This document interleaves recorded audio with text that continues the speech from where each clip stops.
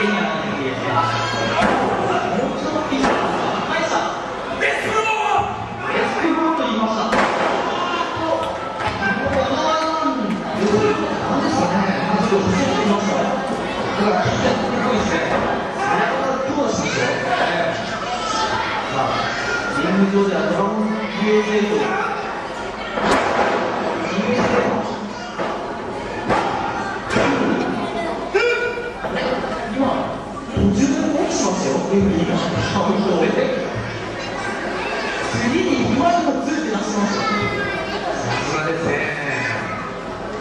早い、見切りが早い。ありがとう、強烈なライアンです。難しいですね。そこから一発張って痛いですよ。DDT でシルエットを DDT から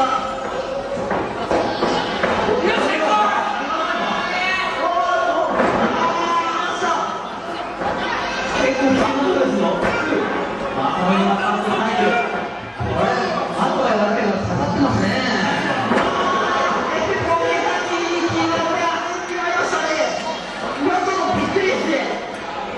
ありですかね。あとは何かなに行きました。で、バービーがアルバーティングをする。バービー、でした。で、浅野選手がなんか場外に出られましたよね。で、みんなでさあ、マスターミラー、怖いマスターミラー。